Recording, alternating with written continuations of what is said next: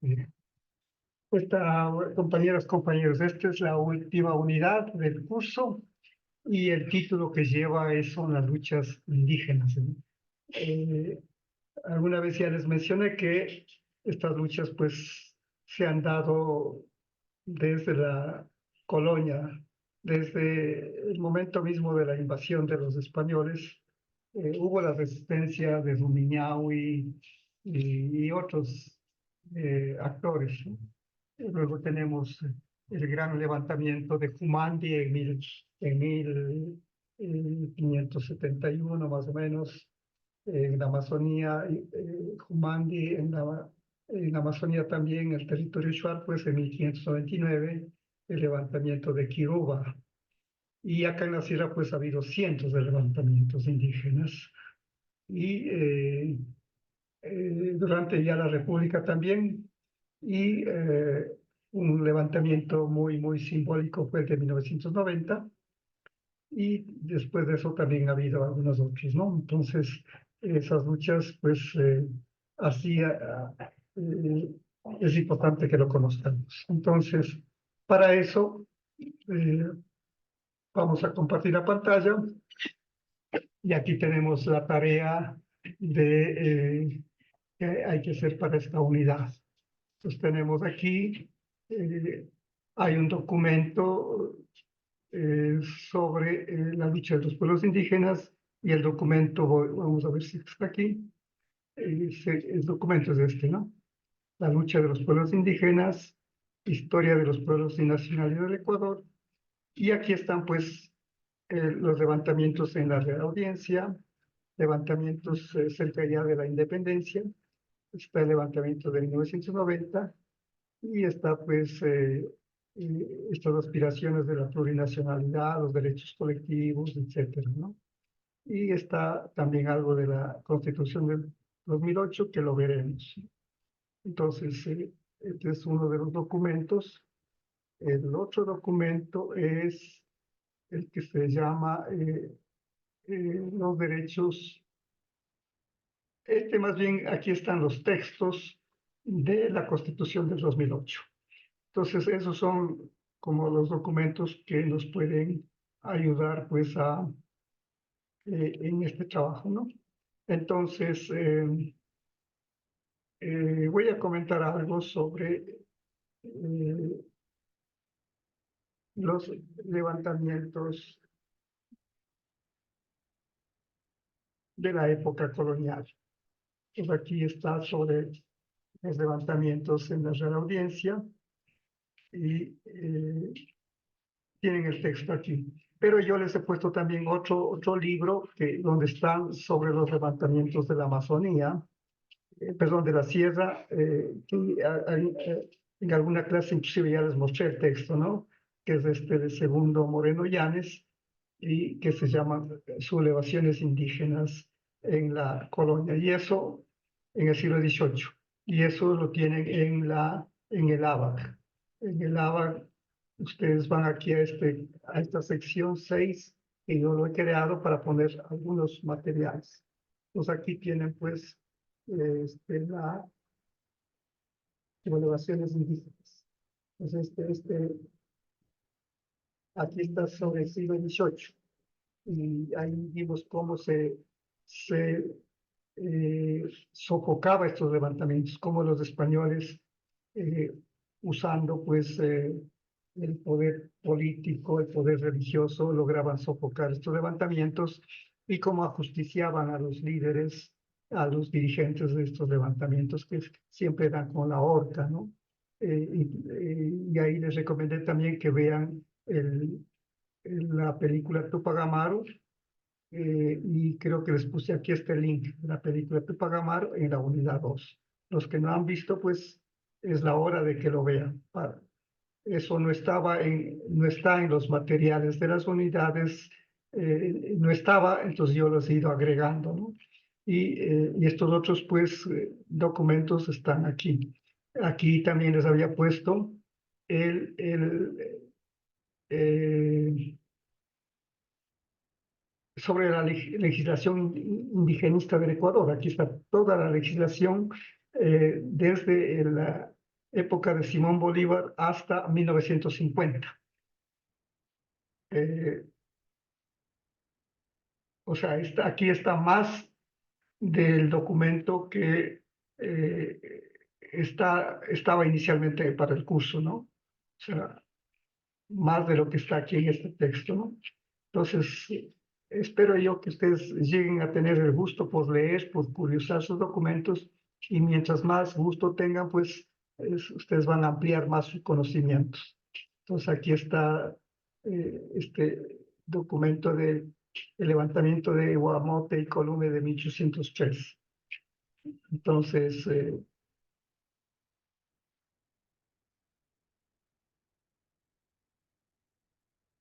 eso lo van a tener que leer, ¿no? Entonces, eh, sobre el levantamiento de 1990, ustedes seguramente no existían todavía. eh, eh, en cambio, que en mi caso yo estuve en el levantamiento, porque por esas circunstancias de la vida, eh, yo fui dirigente de la CONAIE, soy dirigente fundador de la CONAIE en 1986, y ahí me nombraron dirigente de Educación, Ciencia y Cultura, que así se llama hasta ahora, creo, esa dirigencia. Y ahí gestioné la creación de lo que es la actual Secretaría de Educación Intercultural Bilingüe. En ese tiempo, pues no se gestionó como secretaría, sino como Dirección Nacional de Educación Intercultural Bilingüe.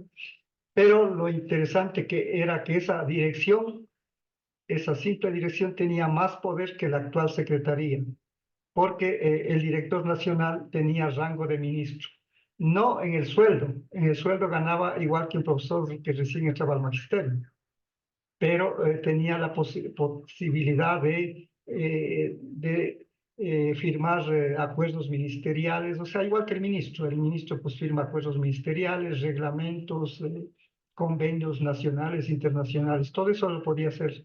Y de hecho, como por pedido de las nacionalidades tuve que asumir ese cargo en 1988, entonces yo pues tenía las mismas atribuciones que el ministro.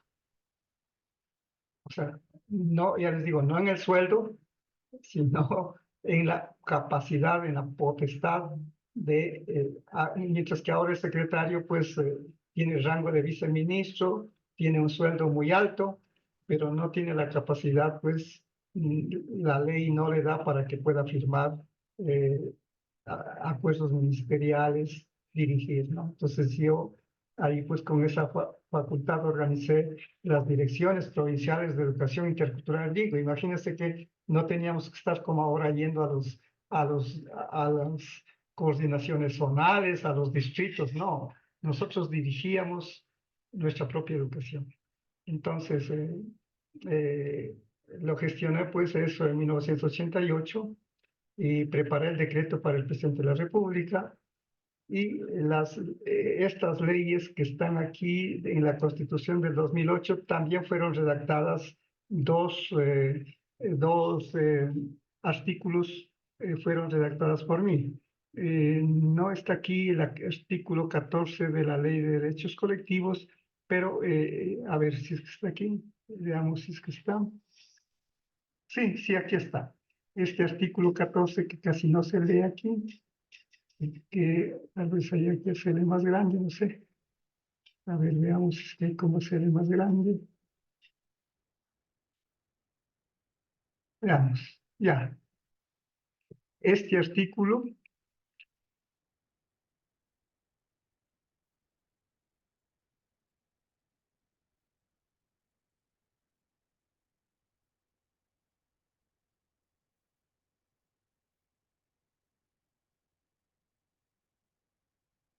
vamos a ver si lo podemos poner más acá. Aquí está. Ya, ustedes lo pueden ver aquí. Este artículo 14, perdón, numeral, así se llama, numeral 14 del artículo 57, donde están los derechos colectivos, dice desarrollar, fortalecer y potenciar el sistema de educación intercultural bilingüe. Eh, Ese fue redactado por mí para la Constitución del 2008. O sea, tuve que ir a Montecristi, donde estaban donde los asambleístas constituyentes, pero el artículo que yo redacté era mejor que lo que está acá. Aquí está recortado porque los asambleístas, pues, por sugerencia de dos asesores españoles que tenían, entonces lo recortaron.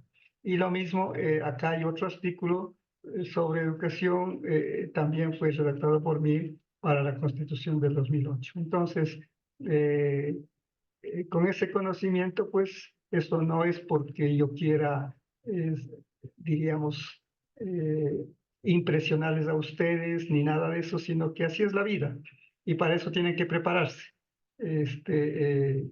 La vida no sabe a dónde le va a llevar. Yo nunca pensé que iba a, a preparar decretos para el presidente, hacer leyes para que la Asamblea apruebe o hacer artículos para que la constituyente apruebe, pero la necesidad a veces obliga. Y por eso eh, lo que les invito y les cuento estas cosas es para que ustedes se preparen y hagan mejor de lo que he hecho yo, inclusive, ¿no?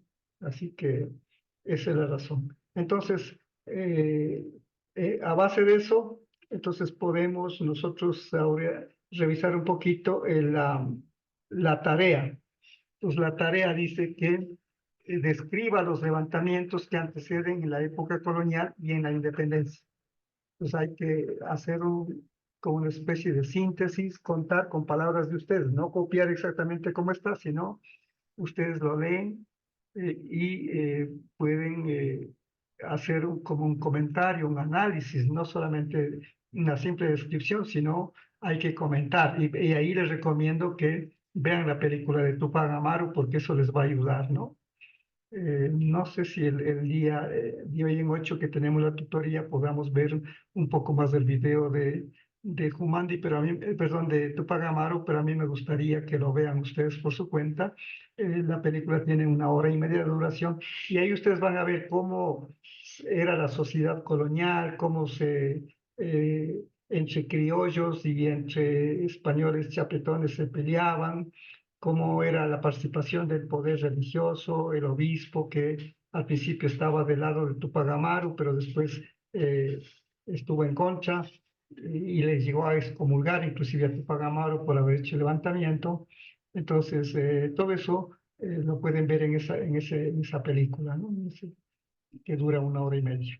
Eh, Luego dice que conteste después de leer los artículos de la Constitución. O sea, para la primera pregunta, que sería esta, eh, de describir los levantamientos indígenas, pues tienen el documento de Freddy Simbaña que está aquí y es este el documento, ¿no? Este que está aquí. Entonces, para la primera pregunta es esto, ¿no? Aquí está sobre los levantamientos indígenas en la colonia y todo eso. Entonces, la primera sería a base de eso. Y en cambio que la, la segunda pregunta sería leer el artículo 10 de la Constitución y mencione 2 ejemplos de aplicabilidad en sus comunas, barrios. ¿Cuál es el artículo 10? ¿No? El artículo 10 no se refiere a educación. El artículo 10 es este.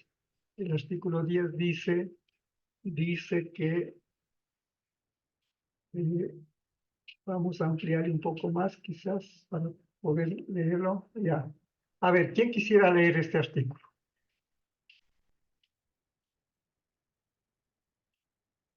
Por favor, si es que alguien me ayuda leyendo este artículo 10. Bueno, en el Dicen artículo buenas 10, tardes. Sí, por favor, ayúdenme. bueno, Artículo 10. Las personas, comunidades, pueblos y nacionalidades y colectivos son titulares y gozarán de los derechos garantizados en la Constitución y en los instrumentos internacionales. La naturaleza será sujeto de aquellos derechos que se le conozca la Constitución. Ya. A ver, ¿qué se entendería por este artículo? Este es un poco, digamos, no solo para educación, sino en general para todos los derechos de las comunidades y nacionalidades. A ver, ¿alguien quisiera comentar qué se entendería por eso? ¿Qué es lo que estaría garantizando? ¿Para qué nos serviría esto?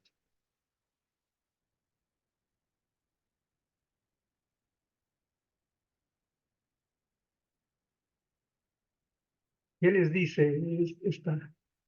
A ver, Dicen, buenas tardes. sí, por favor. De pronto, para que ¿cómo es? La educación sea más autónoma en Ajá, pueblos y nacionalidades. muy bien, sí. Pero no es solo para educación, esto es amplio. ¿Para qué más sería?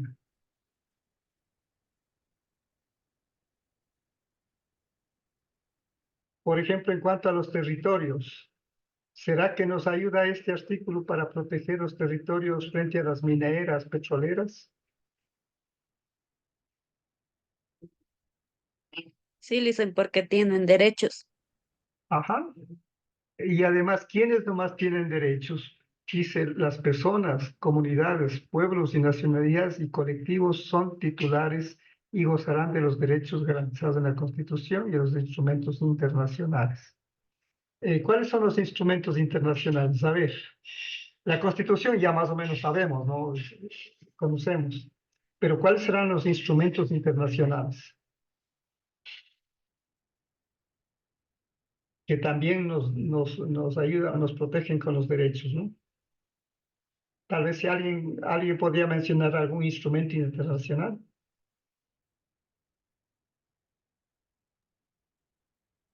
La ONG, La ONG más bien son como organismos de desarrollo, algo así. Los instrumentos son los convenios internacionales. También algunos llaman tratados internacionales.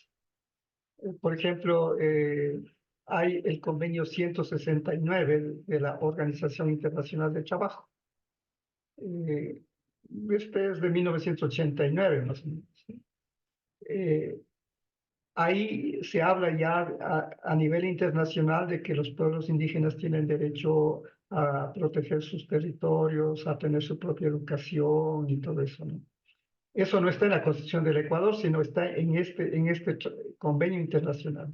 Entonces, del Ecuador, creo que en 1989 o 90 por ahí, reconoció, firmó porque para que tenga vigencia el Estado tiene que firmar.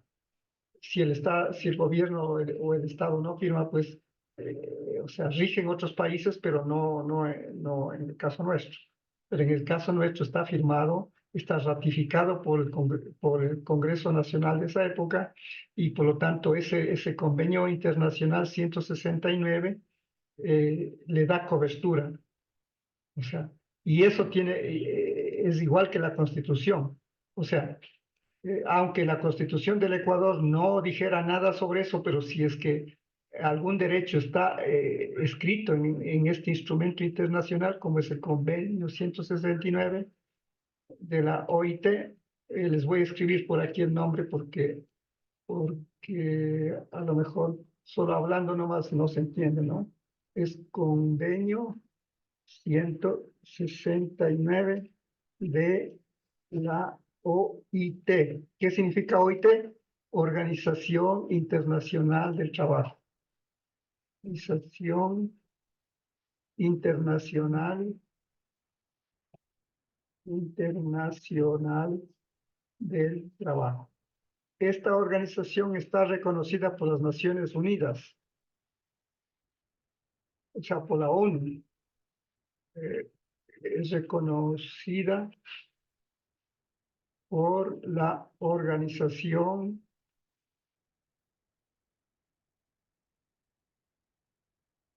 de las Naciones Unidas, que se le suele conocer como ONU, ¿no? Ya.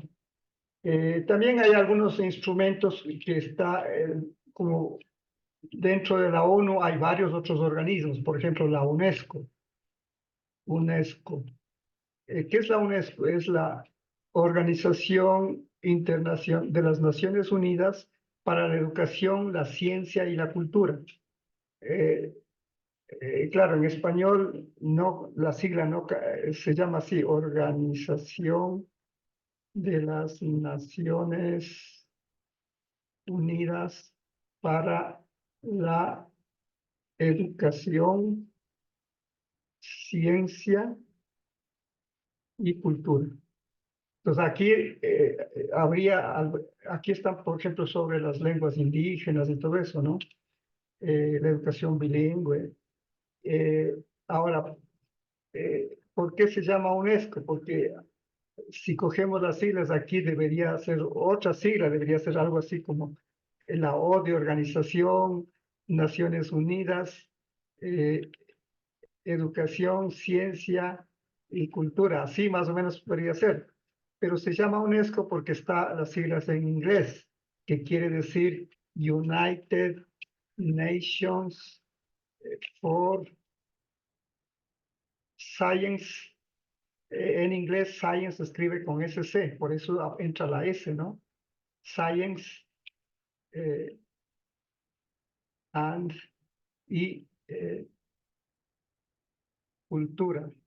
United Nations for Science and Culture Organization. Así es en inglés. Entonces, si ustedes cogen estas primeras siglas, no, cogen esta, diríamos, cogen esta, la U, cogen la primera letra de naciones, la N, cogen la primera letra de science, que significa ciencia, cogen la C de culture y la O de organization. Entonces, si ustedes juntan esas letras, entonces sale UNESCO, ¿no? Aquí falta Nations for Education. Aquí está Education, Science and Culture Organization. Entonces, cogemos aquí la E de Education y entonces nos va a salir UNESCO. Pues, juntando las primeras letras de cada una de esas palabras, eso es lo que significa UNESCO, ¿no? Pero aquí estaría en castellano traducido, pues se llama Organización de las Naciones Unidas para la Educación, Ciencia y Cultura. Entonces aquí también hay documentos, reglamentos que son internacionales. Entonces todos esos son lo que se llaman instrumentos internacionales. Entonces ojalá con esto ya tengan una idea de lo que significan los instrumentos internacionales. Entonces, a los derechos de los pueblos indígenas no solo le protege la Constitución de la República, sino también estos instrumentos internacionales, que pueden ser convenios, tratados, declaraciones y todo eso, ¿no? ¿Alguna pregunta, alguna curiosidad sobre esto?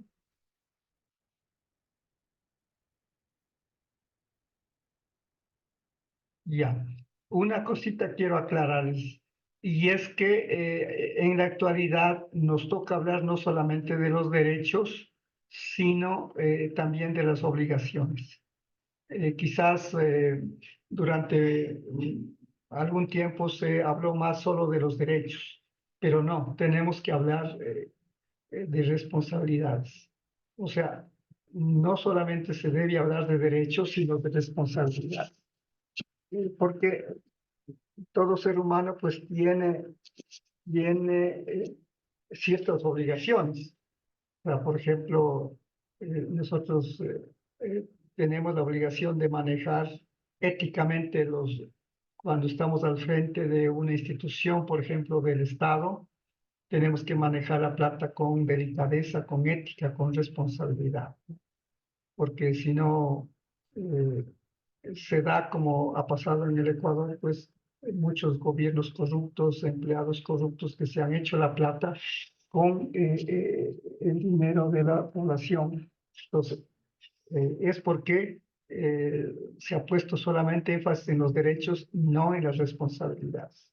Entonces, por eso es mi obligación, que en cuanto no está en los libros, no está en los textos que están aquí, sin embargo, tenemos que hablar también de las responsabilidades. Así que eso es importante. Entonces, yo quisiera tal vez, con esto que les acabo de mostrar y con lo que les he contado sobre los levantamientos y todo eso, si tienen alguna pregunta, comentario, y les dije, ¿no? O sea, por ejemplo, del levantamiento del 90, yo no solamente me limito a leer lo que otros han escrito, lo que otros han dicho, sino que al haber estado presente allí, pues puedo hablar directamente de lo que pasó y cómo fue, cómo se organizó, etcétera, ¿no? Entonces, eh, eh, ustedes como jóvenes, pues ahora la única manera de enterarse de lo que pasó en la, en, en la, en el en 1990, pues es leyendo, diríamos, lo que otros han dicho, ¿no? Entonces, eso nomás. A ver, entonces, voy a dejar de compartir y a ver si es que algunos pregunta o comenta lo que sea, ¿no? Ya tenemos una idea más o menos de lo que tenemos que hacer como tarea, que son 3 preguntas, ¿no? Que voy a tener que ordenar como hice creo que alguna vez, porque aquí tal como está, aparecerían una pregunta, pero con 2 subpreguntas. Y aparte está otra pregunta acá sobre la propuesta de un Estado plurinacional que dice aquí que se haga un video. A lo mejor le vamos a hacer simplemente como pregunta, ¿no? Como una pregunta más escrita.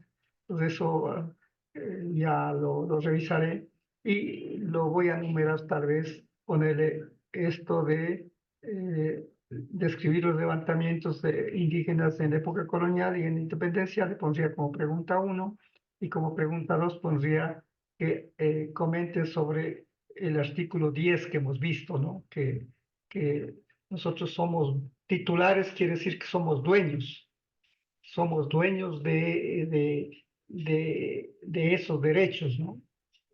Solamente haciendo una aclaración que también hay que hablar de que a cada derecho corresponde una responsabilidad. Y esto de acá sería ya como una tercera pregunta, ¿no? Definir qué es la propuesta de un Estado plurinacional. ¿Qué es lo que piensa usted? ¿Cómo debería funcionar el Estado plurinacional? Entonces, esas son las 3 preguntas que están y entonces con esto creo que ya ustedes tienen suficientes elementos y vamos a ver si es que podemos escuchar las opiniones, comentarios, preguntas de cada uno de ustedes. Así que les ruego, por favor, pueden prender su micrófono y hacer la pregunta, nada más, o comentario.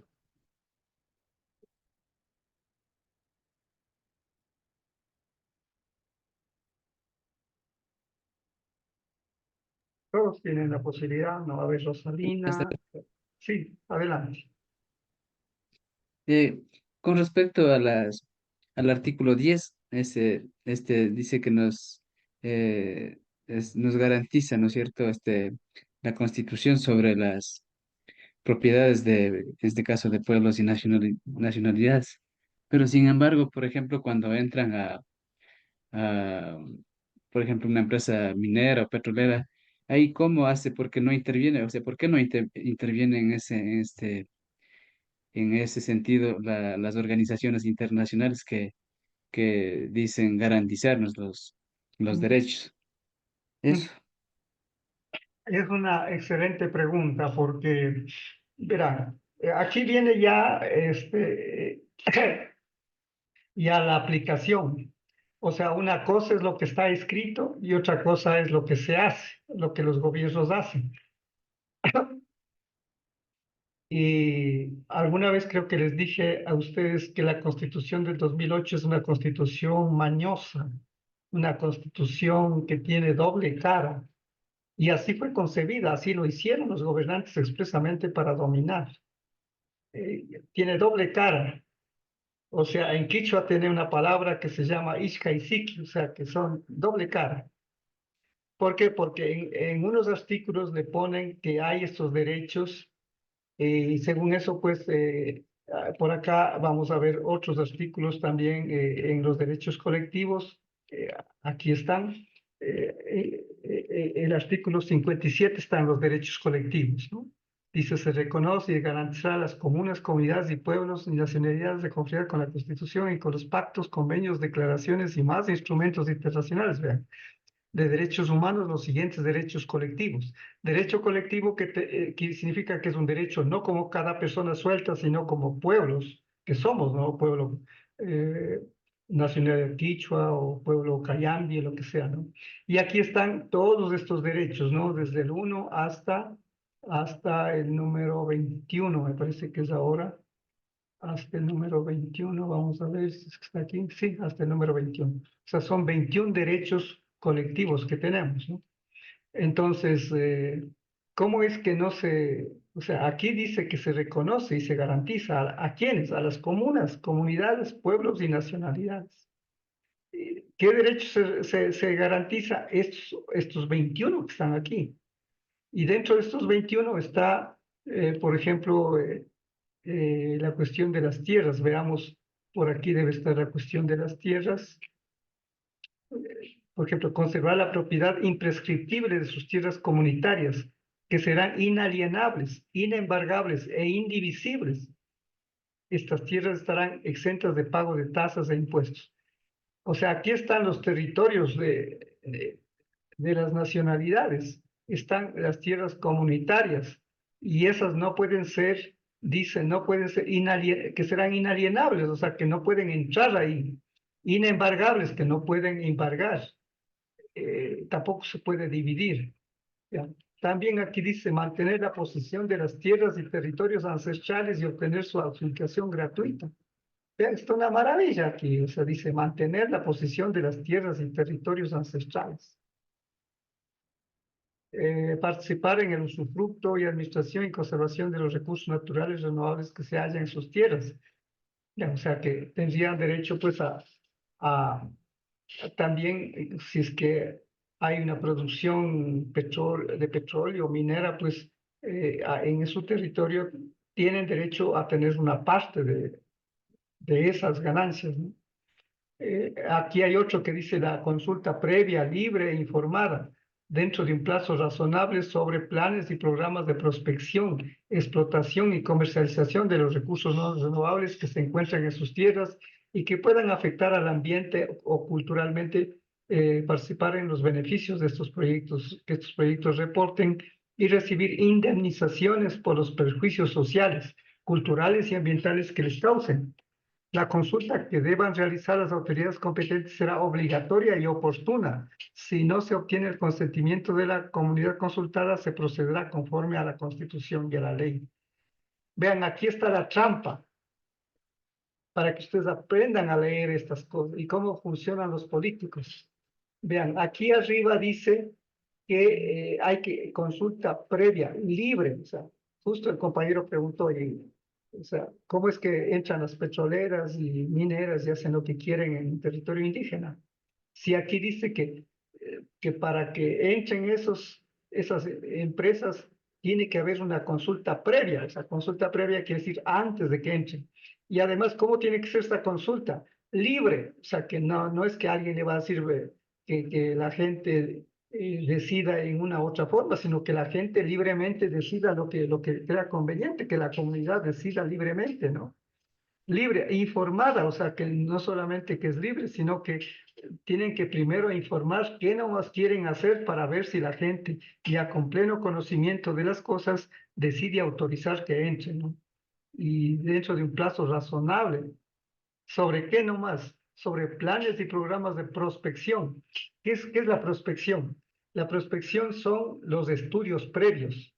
O sea, las mineras, las petroleras, antes de cavar los pozos, de instalarse, primero hacen un estudio de prospección, es decir, de ver las posibilidades, si habrá o no habrá estos recursos, será que explotar es conveniente, será que sí va a haber ganancias o será que casi las ganancias van a ser mínimas. Todo eso es parte de la prospección, o sea, cuánta cantidad de oro, de plata o de petróleo hay. Todo eso y ya pueden saber con un estudio prospectivo, ¿no? Para eso está la tecnología, ¿no? Y luego también sobre la explotación y comercialización, y también sobre si es que eso puede o no dañar el medio ambiente, como fue el caso de Yasuní. Entonces, así tiene que ser la consulta. Pero, ¿qué es lo que han hecho los gobiernos? Manipular la consulta. ¿Cómo lo hacen? Llaman a Quito a uno que otro dirigente, les pagan y les hacen firmar cualquier papel diciendo que ya la comunidad ha autorizado. O si no, pues van también con amenazas o van con engaños diciendo van a tener tales ganancias, van a tener tal cosa, pero ya llegado al caso, pues no es así. Entonces, esa es la consulta previa. Ahora, ¿qué pasa si es que la comunidad dice, después de que le consultan, la comunidad analiza y dice que no autoriza? ¿Qué pasa ahí? A ver, ahí está lo que el compañero decía. Entran nomás. ¿Y por qué es que entran? Porque en la Constitución esta pusieron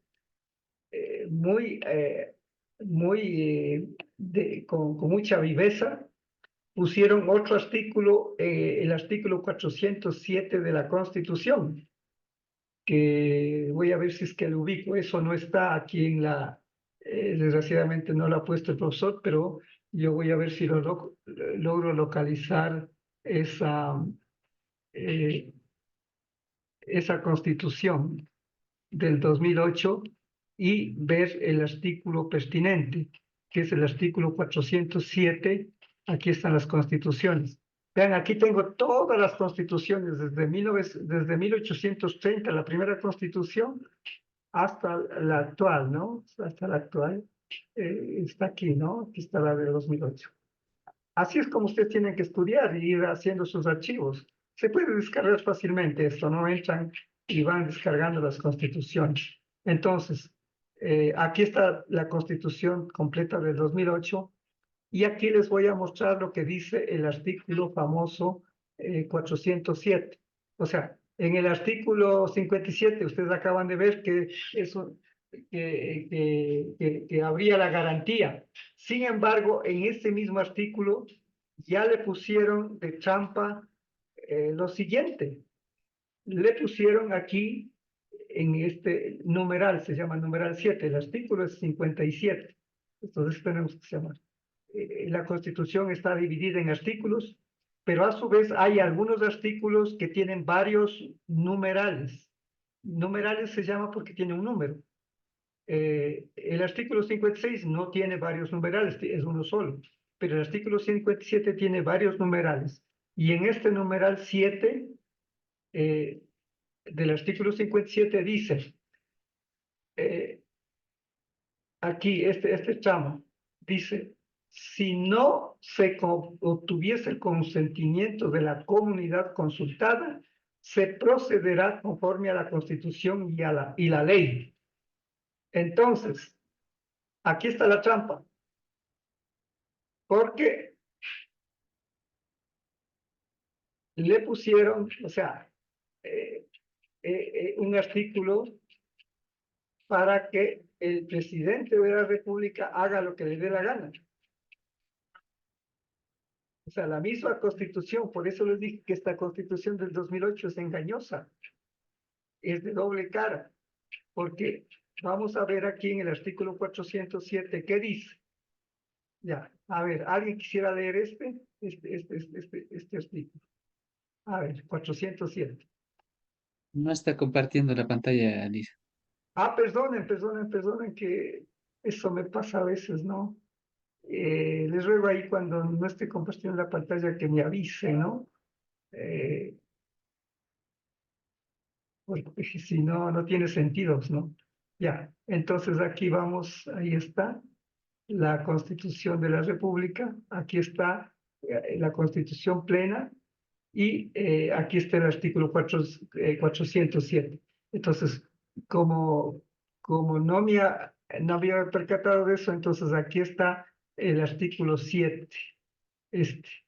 el numeral 7 del artículo. Aquí está el artículo, ustedes ven el artículo 56, no tiene más que un solo numeral, pero el artículo 57 tiene varios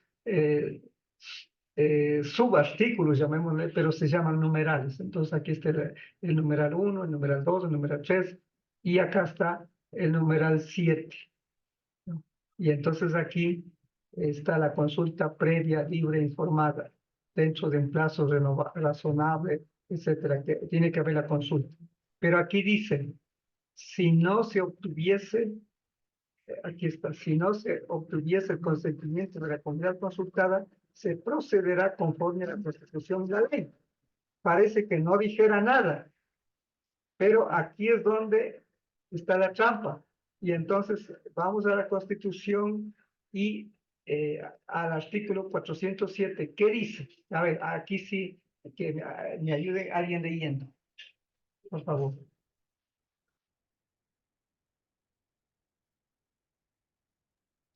Yo dice, a ver, Por favor. el artículo 407 dice lo siguiente: se prohíbe la actividad extractiva de recursos no renovables en las áreas protegidas y en zonas declaradas como intangibles, incluida la explotación forestal. Excepcionalmente, dichos recursos se podrán explotar a petición fundamentada del, de la Presidencia de la República y previa declaratoria de intereses nacional por parte de la Asamblea Nacional, que de estimarlo conveniente podrá convocar a consulta popular. Ya, muchas gracias. Aquí está la trampa. Vean. Dice, la primera parte está bonito, ¿no? Dice, se prohíbe la actividad extractiva de recursos no renovables. Recursos no renovables se entiende petróleo, minas, madera, porque, bueno, sobre todo las minas y el petróleo, porque la madera inclusive sí se podría renovar, o sea, volver a sembrar árboles. Pero el petróleo no, pues una vez que ya lo sacaron ya se acaba. Las minas lo mismo, una vez que lo sacan ya se acaba, por eso se llaman no renovables. ¿En dónde no se puede hacer? En las zonas protegidas, o sea, todo lo que son parques nacionales. Ustedes habrán oído el parque Cayambe, Coca, el Yasuní, eh, el Parque Nacional Cotopaxi. Todas esas son áreas protegidas. El Ecuador debe tener varias decenas, no recuerdo en este momento cuántas decenas de áreas protegidas tiene. Son áreas bastante grandes, de varios kilómetros o de varias hectáreas, ¿no? Entonces, no se puede hacer ningún tipo de actividad de extractivismo, o sea, ni de petróleo, ni de minas, ni de nada de esto. Y dice, incluida la explotación forestal, o sea, que ni siquiera los árboles se pueden tumbar allí.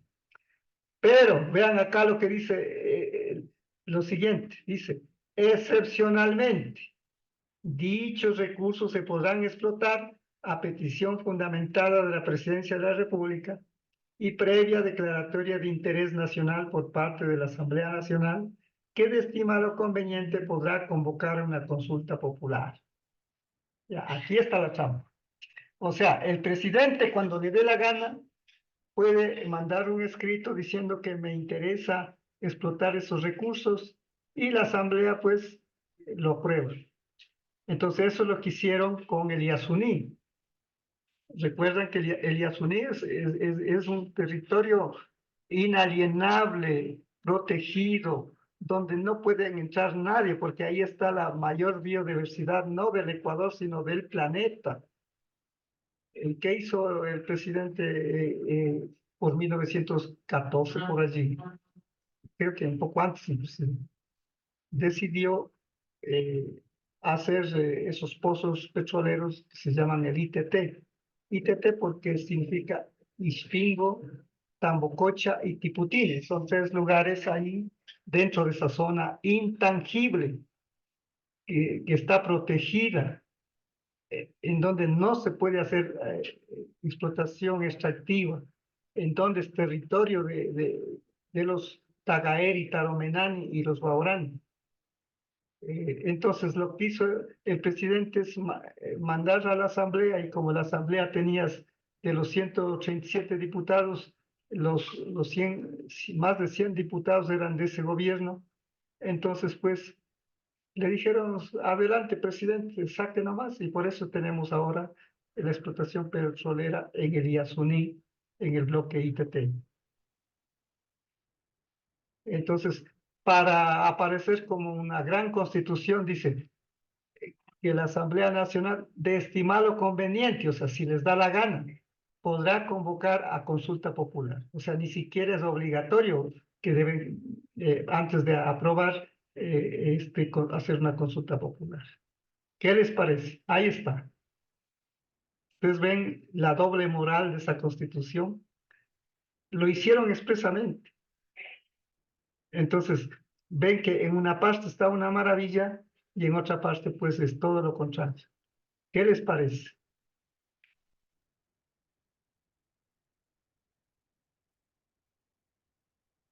Ahí está la respuesta al compañero que preguntaba.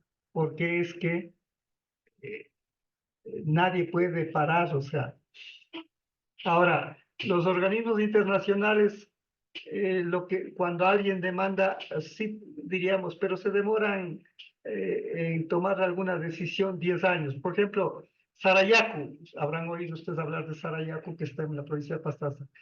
Esa comunidad es bien unida y ellos sí lograron que la comisión, diríamos, una comisión internacional les proteja, diríamos, ¿no? Y por eso no han podido entrar todavía las petroleras hasta allí. Pero ellos están, para que tengan una idea, ustedes que se preparan para educación intercultural bilingüe, los compañeros hace unos 15 años, menos, hace unos 10 años, eh, un poco más, los niños de las escuelas iban a guardiar, a estar de guardianes en el lindero. Ventajosamente no hay carreteras todavía. Entonces, no es tan fácil que entren los militares armados y todo eso, ¿no? La policía, para tomar expresos. Entonces, pero claro, pueden entrar por avionetas, entonces las niñas y los niños iban con sus bodoqueras, con sus pequeñas lanzas a resguardar la frontera de su territorio. O sea, y a dormir ahí y a vivir ahí, para que no entren las petroleras con su maquinaria, con hacer la prospección. Algunos ya entraron, y entonces lograron entrar, pero los compañeros confiscaron, quitaron esos explosivos, porque como ustedes ven, al principio tienen que entrarles a hacer la prospección, es decir, cuánto petróleo hay, en dónde no está. Entonces, para hacer eso, pues hacen explotar con unos ruidos terribles cada 2 kilómetros, porque con eso logran detectar, haciendo estas explosiones, logran detectar cuántos petróleo hay adentro en las bolsas que están, pues, el petróleo, ¿no? Bajo del suelo. Entonces entraron para hacer eso, pero los compañeros lograron confiscar, ¿no? Pero el gobierno, por el año 2010, 2011, pues les cogieron presos, les trajeron amarrados a los compañeros, qué sé yo. Pero aún así lograron resistir, les digo, los niños de las escuelas, y por eso les habla a ustedes, maestras, maestros futuros, junto con sus profesores, fueron durante meses a vivir y a dormir en las fronteras de su comunidad.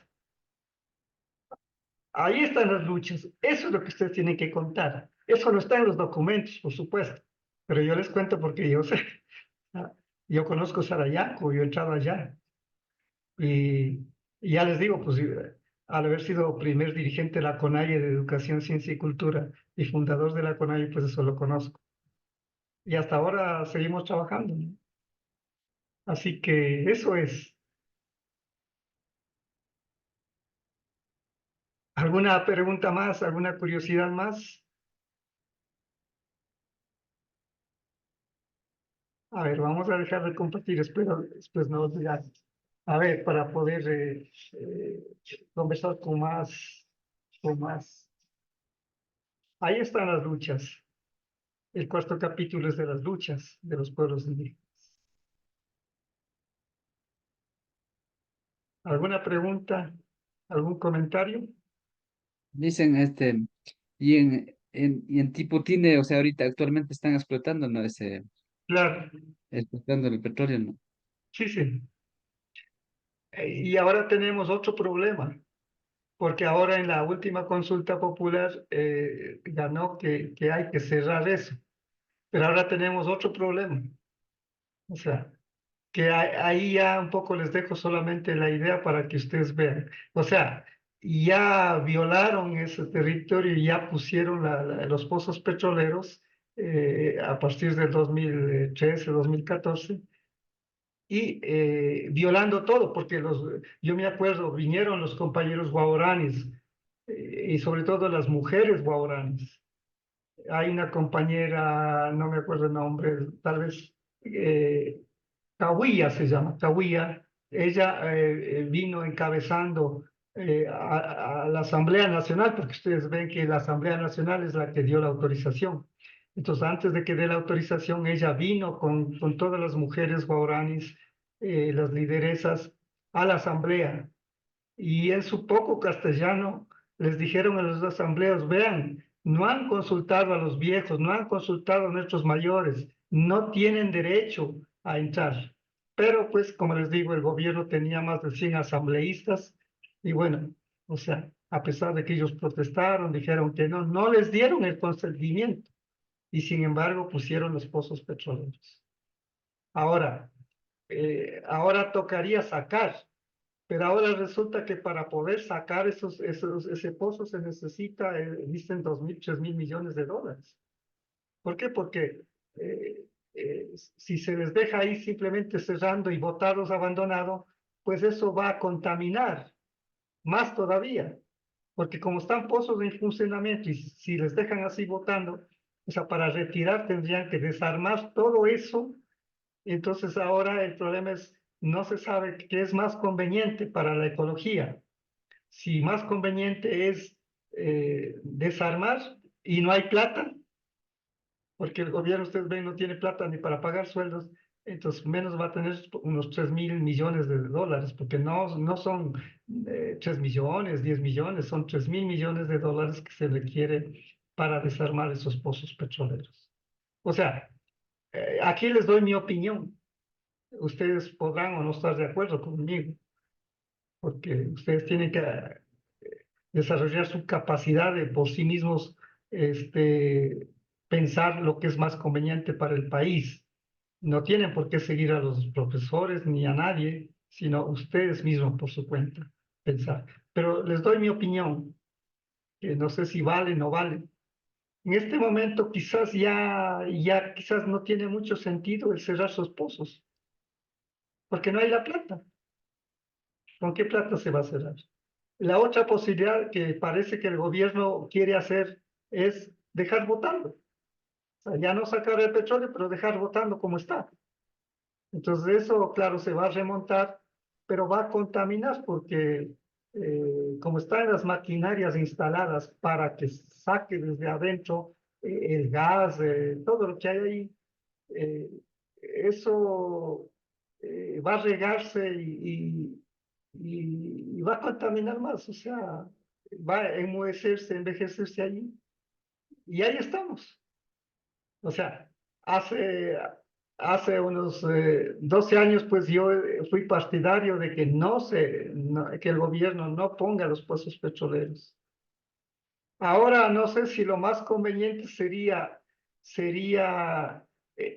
no ampliar más, no poner más pozos petroleros en esa zona, sino lo que está allí, los pozos que ya han cavado, pues que los sigan sacando con cuidado, qué sé yo, sin derramar, porque va a ser más caro para el país cerrarlos o peor sería la opción de dejar votando, que parece que el gobierno va a hacer eso. Como no tiene plata, entonces va a dejar votando ahí y eso va a contaminar peor.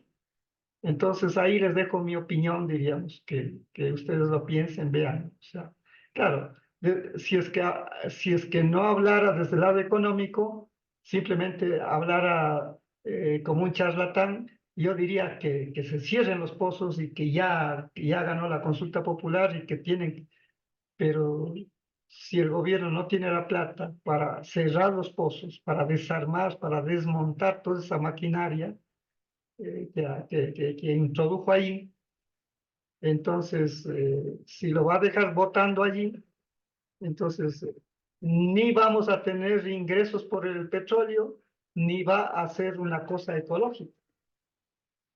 Entonces, ahí está. Así que si alguien quiere opinar sobre eso, ¿qué deberíamos hacer en el unir? Sería bueno, ¿qué les parece? Pero esa es la realidad.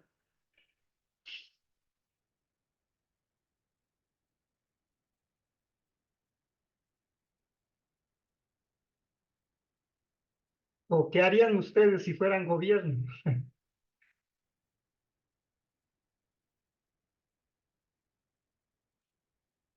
Porque ustedes se están preparando para... Dicen, en mi opinión, yo ya lo dejaría eh, así porque ya está, para bien o mal, ya está generando recursos, pienso yo. Claro, Entonces, el cual debe beneficiar a todo el país, ¿no?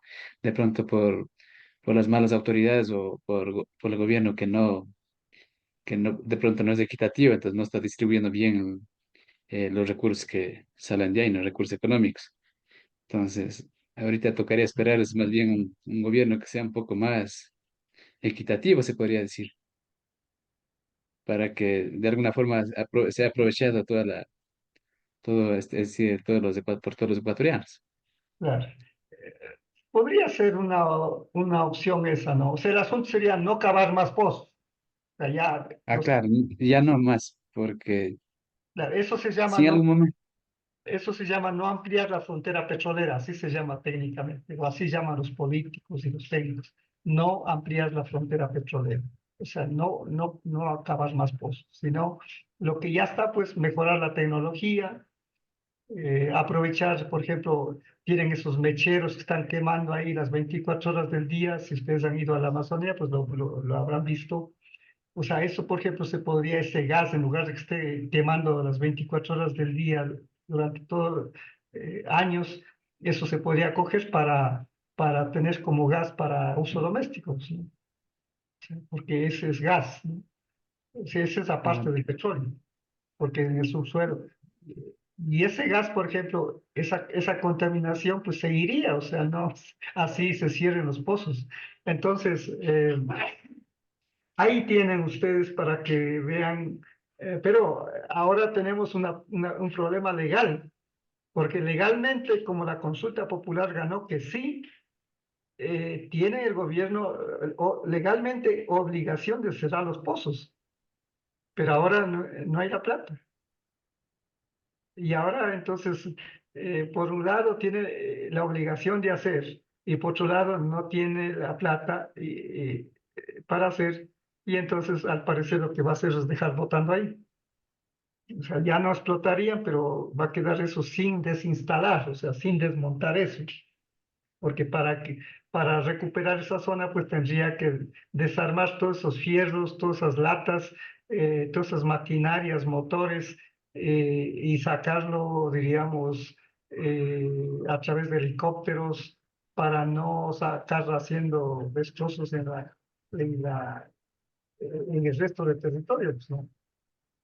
Y para que durante nuevamente cientos de años la selva vuelva a ser más o menos como, ya no va a ser igual que era antes, pero bueno, sí se va a remontar, ¿no? Es casi como la virginidad, o sea, una vez que se pierde ya resulta difícil recuperar, pues, ¿no? Entonces, o imposible, digamos, ¿no? Entonces, ese es el caso. Entonces ahí tienen un poco una idea de cómo hicieron esta constitución. Y quizás les voy a dar un elemento más, voy ahora sí a volver a compartir la pantalla para no hacer el desastre que hice antes de estar hablando sin compartir, ¿no? Ya que estamos hablando de la Constitución, entonces les mencioné algún momento, pero ahora que en esta unidad número 4, pues tenemos la Constitución Aquí tienen, en este documento que les han puesto, dice el artículo 1, porque también hay que hablar de la plurinacionalidad. ¿Qué es la plurinacionalidad? Pluri significa varias, ¿no? Varias nacionalidades. Eso nomás significa plurinacional. Así como intercultural significa entre culturas, ¿no? O sea, convivencia entre varias culturas, pero en términos equitativos. Entonces aquí, pues la plurinacionalidad, o sea, el Estado ya no es de un solo grupo, sino sería un Estado de todas las nacionalidades. O sea, entonces, aquí vienen, alguna vez les mencioné, pero ahora quizás ustedes lo van a entender de mejor manera. El artículo 1 es igualmente demagógico. Demagógico quiere decir mentiroso. Porque vean, a ver si es que alguien lee esta partecita. Hasta aquí nomás. Hasta aquí, solo estos tres, 2 líneas y media. A ver, alguien que quisiera ayudar con la lectura.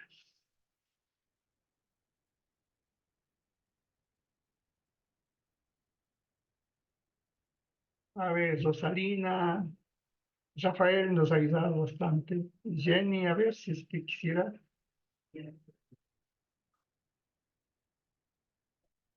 Lo licen. Diana, a ver, por favor, ayuden. El artículo 1 no. Sí. Ya. El Ecuador es un Estado constitucional de derechos y justicia social, democrático, soberano, independiente, unitario, intercultural y plurinacional y laico. Ya, Se organiza, ¿hasta ahí? hasta ahí nomás. Gracias. Verán, ustedes observen aquí en el mismo renglón, casi, o a renglón seguido. Dice que el Estado es democrático, soberano, independiente, toda lata.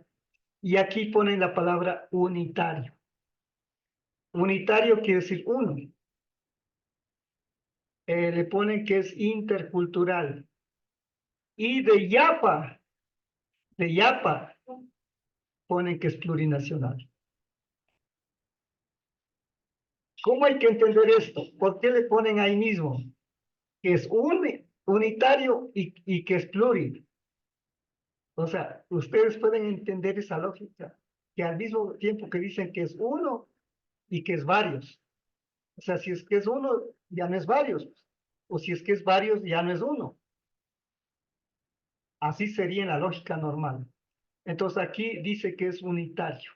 Y eso le ponen antes de plurinacional. Plurinacional le ponen ya al último de Yapa. Entonces, ¿por qué lo hicieron así?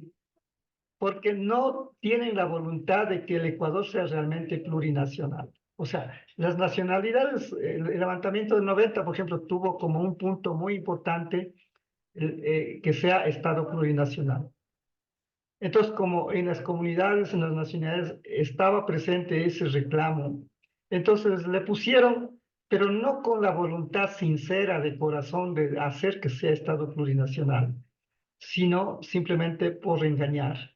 Entonces, si es que realmente hubieran querido poner que es un Estado plurinacional, tenían que haber esto puesto primerito. El Ecuador es un Estado plurinacional. Punto. No hacía falta poner toda esta lata, ni hacía falta poner esto de unitario. Esto no podían poner unitario, sino tenían que poner el Ecuador es un Estado plurinacional. Y podían ahí aumentarle constitucional de derechos, de democrático, todo lo que quieran eso, pero ya no unitario. Entonces ahí ustedes verán la trampa, ¿no?, que hicieron. Entonces muchos compañeros indígenas, incluidos algunos dirigentes, están convencidos de que el Ecuador realmente es un Estado plurinacional. No lo es, porque ahí está. Ustedes ven. Ahora, y entonces, con todo esto, ya ustedes entenderán cómo no se va a respetar, por qué violan nomás, entran las petroleras, las mineras y hacen lo que quieran, porque la Constitución está hecha con trampa. O sea, en una parte ponen una cosa favorable a las nacionalidades y en otra parte ponen algo totalmente contrario. Y como dice que el presidente tiene el derecho de hacer lo que quiere, ya vimos el artículo 407, entonces lo manejan como quieren, ¿no? Entonces, cuando les interesa dar un discurso en el extranjero sobre el Ecuador, van el presidente, van los ministros y dicen, no, la constitución del Ecuador es la constitución ecológica, es la constitución de avanzar, es la mejor constitución del mundo, aquí están los derechos de los pueblos indígenas, aquí están los derechos de la madre naturaleza. Eso es lo que dicen afuera, ante la ONU, ante la UNESCO, así hablan. Pero cuando vienen acá y alguna comunidad reclama, entonces sacan los otros artículos, dicen, no, aquí ustedes no tienen, no, yo como presidente tengo el derecho de hacer lo que me dé la gana. Así es en términos sencillos. Ahora veamos en el artículo 2.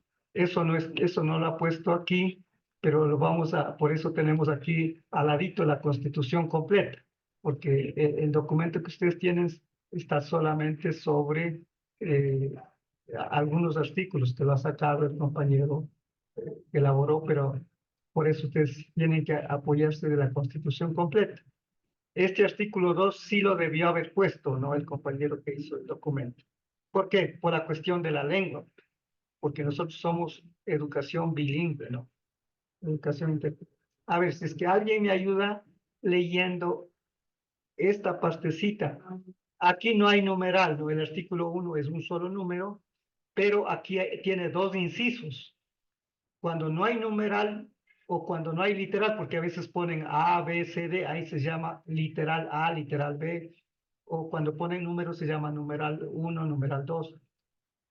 Cuando no hay ni números ni letras, entonces se llama inciso. Entonces aquí se dice artículo 2, inciso primero sería este, la bandera, el escudo, y el inciso 2 sería el castellano, etc. Quisiera que alguien me ayude leyendo el segundo inciso del artículo 2. A ver, Yo le hice, por favor. el castellano es el idioma oficial del Ecuador. El castellano, el quichua y el shuar son idiomas oficiales de relación intercultural. Los demás idiomas ancestrales son de uso oficial para los pueblos indígenas en las zonas donde habitan y en los términos que fija la ley. El Estado respetará y estimulará su conservación y uso. Ya, muchas gracias. Vean, aquí está la otra trampa, el otro engaño. Muchos compañeros dicen, no, pero el quichua y el shuar ya son oficiales. Pero vean aquí, el único idioma que es oficial para todo, para todas las actividades, acciones, justicia, para todo, es el castellano. Aquí está, clarito. El castellano es el idioma oficial del Ecuador. Y de Yapa, o sea, aquí meten la trampa. Dice, aquí igual le ponen primerito al castellano. Dice, el castellano, el quichua y el shuar son idiomas oficiales de relación intercultural. O solamente para las fiestas. Para los Inti Raymis, para eso es oficial el quichua y el shuar. Y los demás idiomas, pues, dice que son oficiales, pero en el territorio, o sea ahí adentro. Entonces, aquí, ¿cuál es la diferencia entre esto? ¿Qué es lo que tenían que haber puesto? Y creo que algunos de ustedes sí lo pusieron y yo les puse también como comentario, creo que fue en la, no sé si fue con ustedes, una pregunta que decía sobre la Constitución. Entonces, ¿cómo tenían que haber puesto, cómo tenían que haber redactado esto? Tenían que haber redactado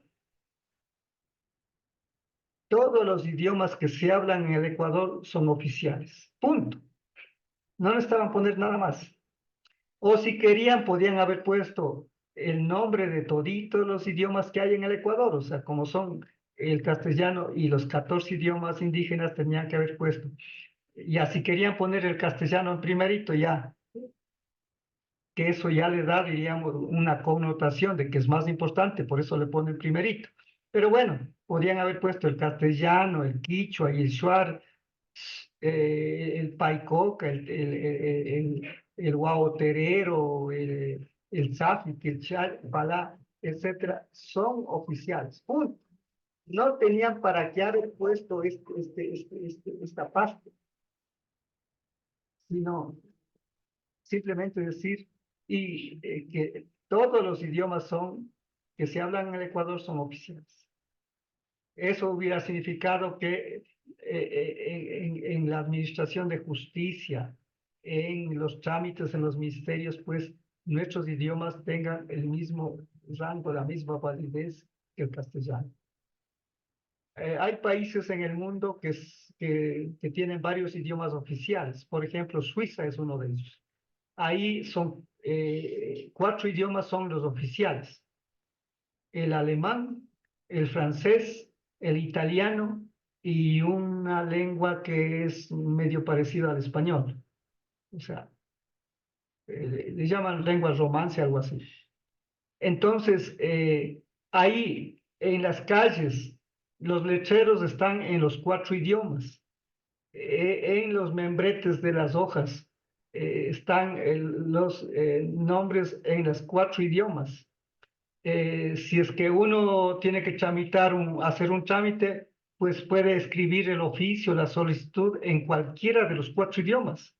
Y en los ministerios, pues tiene que haber gente que entienda los 4 idiomas. Eso es un estado, ahí es oficial. Aquí, pues, ustedes ven, la educación sigue siendo solo en castellano. Nosotros estamos tratando de hacer educación bilingüe. Ustedes están formándose para ser educadores bilingües, pero por nuestra cuenta. ¿Por qué? Porque a la educación bilingüe le quitaron la autonomía el año 2009. El 19 de febrero del 2009, con el decreto del presidente, el decreto número 1585, le quitaron la autonomía que teníamos nosotros por ley. O sea, el presidente no podía haber hecho ese decreto, pero violaron ese decreto y entonces le quitaron la autonomía. Y entonces ya las nacionalidades ya no tienen el derecho de nombrar en ese tiempo era al director de educación bilingüe, sino que el ministro lo puso a quien él quiso, ¿no? Y puso a un indígena, pues, como subsecretario, que se llamaba Ariruma Cowi, y igualmente puso a otro que él quiso, de su confianza, como director nacional de educación intercultural bilingüe. Entonces ya con eso, pues, luego después quitaron las direcciones provinciales de educación bilingüe, las direcciones de educación que cada nacionalidad tenía, y ahora pues el currículum que hicieron, hay el currículum de la nacionalidad quichua, el currículum de la nacionalidad shuar, pero todos esos currículos tuvieron que ser hechos de acuerdo al modelo, al molde del currículum nacional, porque si no, no lo iban a aprobar. Entonces, por eso tiene los mismos defectos que tiene el currículo nacional del ministerio. Entonces, ya no hay autonomía. Ya. Yo les dije, cuando yo fui director nacional, yo podía firmar todo lo que firma el ministro, pero para educación bilingüe. O sea, al ministro de Educación no tenía para qué hacerle firmar nada. Para crear cargos de docentes, yo mandaba directo al Ministerio de Finanzas. A ver, hay que crear tantos cargos y ya, tantas plazas de docentes. Podía yo crear colegios, podía yo crear institutos superiores, podía crear escuelas, podía nombrar profesores. Y bueno, no solamente yo, sino que los profesores los nombraban directamente ya los directores en las provincias. Eso es la autonomía. El MOSEIB, claro, se hizo en esa época, ¿no? El ministerio no tiene un modelo de educación, nosotros sí tenemos. Pero claro, es difícil aplicar porque el currículum está hecho bajo el formato del currículum nacional. Entonces tiene muchas limitaciones. Así que espero con esto que ustedes tengan una idea clara de dónde está el engaño. Ahora, para legitimar el decreto violatorio, porque yo hice pasar en el Congreso Nacional en 1992 una ley de 4 artículos para la educación bilingüe. Y en esa ley, ¿qué decía? Que la educación bilingüe tiene la autonomía. Y al final pusieron un inciso final, que yo mismo lo redacté, que decía que esta ley prevalecía sobre cualquier otra ley del país, o sea que era prácticamente a nivel de la Constitución, o sea, no, ninguna otra ley de ninguna otra clase estaba por encima de la ley de educación intercultural bilingüe. Si es que en alguna otra ley había algo contradictorio, pues la ley de educación bilingüe estaba por encima de esa ley. Entonces, eso es lo que estuvo vigente hasta el año 2009. Y en ese año, pues, entonces, el presidente hizo ese decreto violando esa ley. Y por eso yo lo demandé, yo le puse juicio al presidente. Y si es que tenemos tiempito, yo les voy a mostrar una partecita de ese juicio, de esa demanda que le puse, ¿no? Entonces, ¿qué hicieron? Rápidamente hicieron la LOEI. Y lo que hicieron es aumentar la palabra intercultural, porque tenía que haber habido 3 leyes de educación. La ley de las universidades, la LOCEP, ¿cómo se llama? Ley orgánica de universidades y escuelas politécnicas. Ya. Tenía que haber la ley de educación en castellano y tenía que haber la ley de educación intercultural bilingüe. Eso se presentó a la asamblea en el año 2009. Entonces, lo que hicieron es, para no aprobar la ley de educación bilingüe, aumentar la palabrita intercultural a la ley de ellos, por eso se llama LOEI. Entonces, pusieron la palabrita, pero no pusieron el contenido. Y entonces, aprobaron rápidamente, y con eso ya quedó derogado la ley de 1992. Y entonces, con eso el presidente de la República pudo salvarse, porque a pesar de que la justicia la tienen controlado ellos, el presidente de la Corte Constitucional pues era un pana del presidente. Sin embargo, yo le puse una demanda y les voy a mostrar cómo se investiga esto, ¿no? Vamos a poner mi nombre, Luis Montaluisa, Corte Constitucional. Y ahí va a salir el archivo. Vean, aquí primerito salía. Aquí está, sentencia, dispones el archivo de la acción. Ya. Propuesta por Luis Montaluisa Chasiquiza y otro, porque el otro era el presidente, el Marlon Santi, que era presidente de la CONADI. O sea, ustedes habrán oído hablar de él, porque hasta hace poco él fue el secretario o el coordinador del Pachacuti, hasta hace unos 3 meses, creo. Entonces, pero yo firmé y a él también le hice firmar para que, digamos, para que haya un respaldo. O sea, aquí está. Entonces, aprueban la LOEI, creo que los primeros días de enero del 2011, y apenas aprueban, o sea, el juicio duró 1 año, y no me pudo ganar el juicio. Vean, con todo lo que tenía el Correa, diputados, tenía jueces, tenía abogados. O sea, cuando yo le presenté el juicio, él me mandó 40 abogados en contra mío. Y yo tenía solamente un abogado. Bueno, después hice firmar a mi esposa, que también es abogada, y ya me paré con 3 abogados también. Entonces, no podían ganar porque, o sea, y además yo quería que me ganen el juicio. ¿Por qué? Porque si es que ellos ganaban el juicio, yo podía haber hecho demanda ante la Corte Internacional. O sea, porque para poder demandar en la Corte Internacional se necesita que en el país le hayan negado. Entonces yo quería que me nieguen, pero no lo hicieron. Y entonces, como ya hicieron aprobar, entonces con esto pues ya el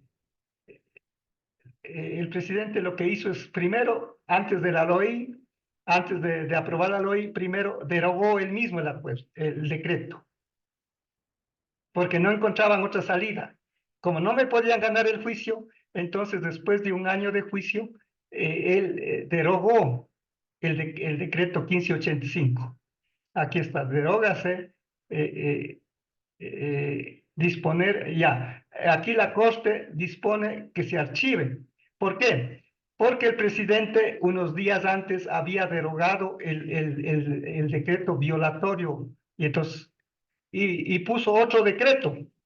Entonces, como ya no había el decreto de violación, porque el mismo derogó, entonces la Corte lo que hace es, dice, disponer el archivo de la presente acción en virtud del acto administrativo impugnado ha sido derogado mediante el decreto número 926. Entonces, como el presidente ya ha derogado, entonces, y ha puesto otro decreto, entonces lo que hizo es derogar el decreto al cual demandé y poner otro decreto igual con el mismo contenido, pero como ya era un nuevo decreto, entonces ya no tenía yo en qué basarme para seguir la demanda.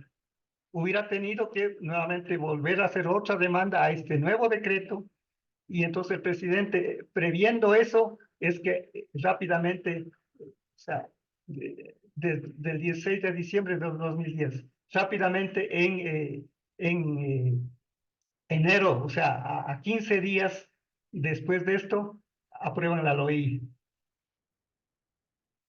Entonces, para que ustedes vean cómo se manejan las cosas, ¿no? Y entonces ahí está. Pero bueno, ya les digo, no me han temblado las piernas en enfrentarme a semejante poder, diríamos, presidente que mandó matar a periodistas, que mandó matar a Bosco Bizuma, a Shuar, a José Tendenza por haberse rebelado contra las mineras que estaban poniendo en Morona, Santiago y Zamora. Conmigo, pues, no me han mandado a matar, pero, y por eso hasta ahora estoy aquí.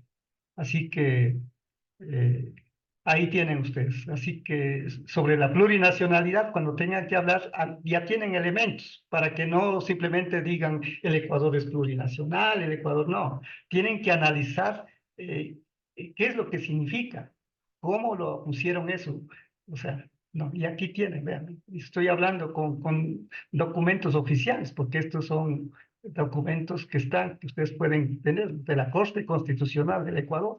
Y aquí dice, vea, sentencia, dispones el archivo de la acción propuesta por Luis Montaluisa Chasiguiza y otro, en virtud de que el acto administrativo impugnado ha sido derogado mediante el decreto 196 del 29 de diciembre del 2009. ¿Ya? Bueno, con esto creo que ya ustedes tienen elementos y el día martes, el próximo, pues haremos una tutoría para, quizás podamos hablar algo de cómo eran los ahorcamientos a los compañeros que se sublevaban en las levantamientos. También podamos hablar de algo positivo que es sobre la ciencia indígena, que no está aquí, pero que tenemos que conocer como parte para que eso les sirva de cómo enseñar, por ejemplo, cómo enseñar las matemáticas, vean, en quichua. Yo aquí tengo cómo enseñar, vean, la multiplicación, todas las operaciones, ¿no? Cómo enseñar en quichua. Aquí está todo en quichua. O sea, porque el quichua es muy poderoso, vean esta maravilla para enseñar en quichua, que no tiene el castellano, ni tiene el inglés, ni tiene el francés, ni tiene el alemán. Los únicos idiomas que tienen son el japonés y el chino. Y por eso es que ellos han desarrollado en la parte tecnológica, porque ellos aprendieron algo de los fierros y de las latas de los occidentales, pero el pensamiento matemático con el que tienen ahora toda la tecnología de China, de Japón, que hace temblar a Estados Unidos y a los europeos, es con el pensamiento matemático propio de ellos. Y nosotros tenemos esta maravilla del pensamiento matemático. Entonces, yo quisiera la próxima semana hablar más bien de esas cosas, porque no se trata de vivir lamentando. Este momento yo no estoy peleando en las leyes ni en la Constitución, porque ya vemos que eso no sirve mayor cosa, que con eso pues han hecho lo que les da la gana. Entonces, nuestro espacio, nuestra trinchera de lucha ahora es en la ciencia. Aquí nos vamos a enfrentar. Y aquí es donde las lenguas indígenas o van a vivir o van a morir. O sea, si es que hacemos matemáticas en quichua, si hacemos altísima física en quichua, altísima química, altísimas ciencias naturales en quichua, entonces nuestras lenguas van a vivir. Porque ahí ya no nos podrán engañar con leyes, con decretos, con manipulaciones, con discursos, sino aquí ya será la ciencia. Pero ahí ya depende de ustedes, porque ¿quiénes van a enseñar con esta nueva visión, diríamos? Con esta nueva visión de enseñar las ciencias, pues son ustedes, ¿no? Y yo he preparado, pues, inclusive otros PowerPoints diríamos, en varias lenguas, ¿no? O sea, eso les mostraré la, la próxima, el último día que nos reuniremos, pues, que será la próxima clase, ¿no? Entonces, aquí solo les quiero mostrar nada más algunos, algunos algunas láminas en varias lenguas, ¿no? Entonces aquí vamos a ver si es que está esto. Ya, aquí vean, aquí está, así es como tienen que enseñar ustedes. Vean.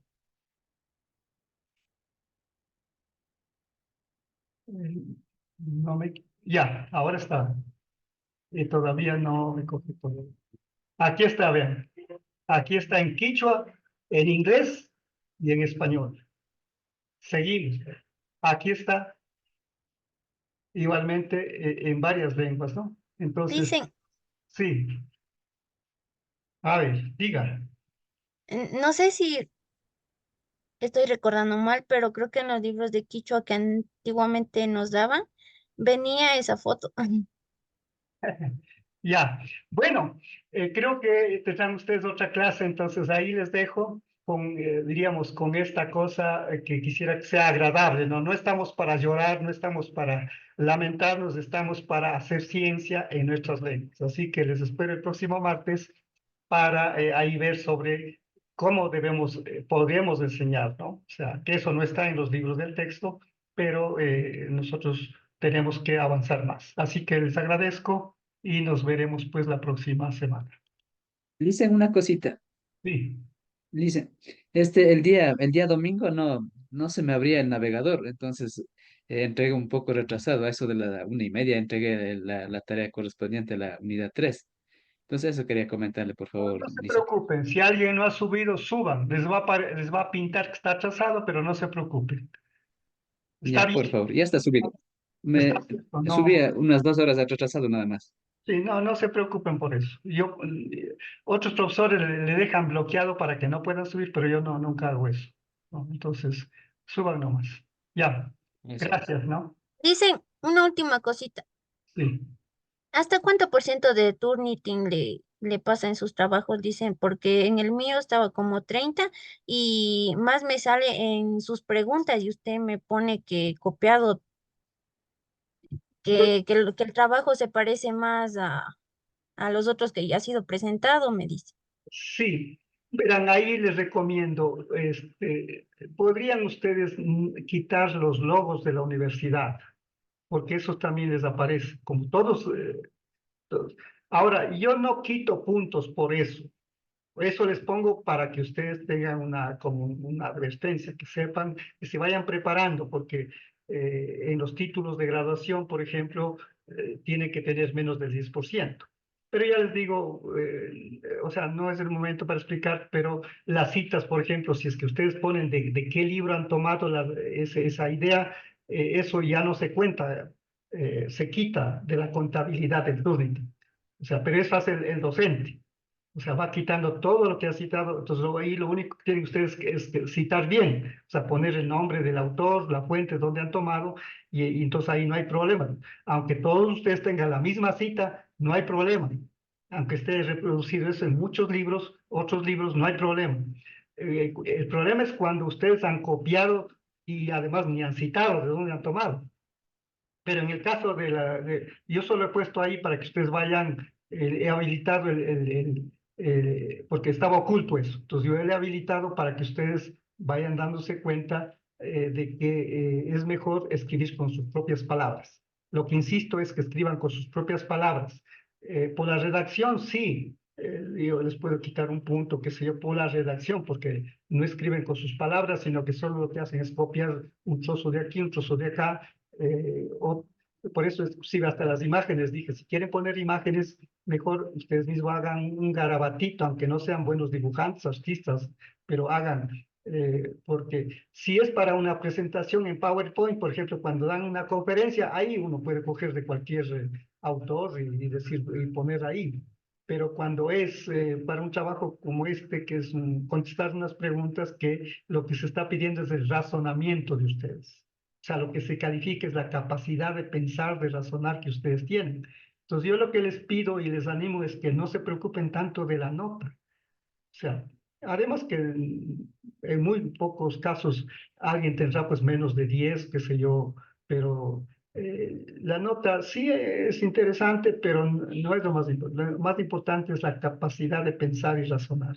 Y para que no se emocionen tanto por la nota, les digo que los grandes científicos, los más grandes de la humanidad, son los que han perdido el año en la escuela, los que han sido votados de la escuela. Esos son los que han hecho grandes inventos. Así que la nota es importante, pero no tanto. Así que no por un punto, 2 puntos, 3 puntos, que no hayan sacado la nota máxima que quisieran tener, pues no se preocupen, que lo importante es que sepan razonar. Así que ese es mi mensaje. Doctor, una pregunta.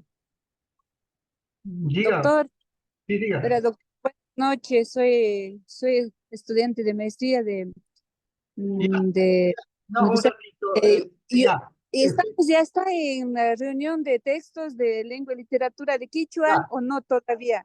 No todavía, les ofrezco disculpas a ustedes. Voy a cerrar esto, así que compañera Rosa vuelva a conectar y ya voy a poner un mensajito. Usted ayúdeme poniendo un mensaje en el WhatsApp de que se conecten los compañeros. Ya, ofrezco disculpas porque me pasé en la clase anterior. Así que esto lo voy a Gracias. cerrar. Y vuelva a conectarse a este mismo link.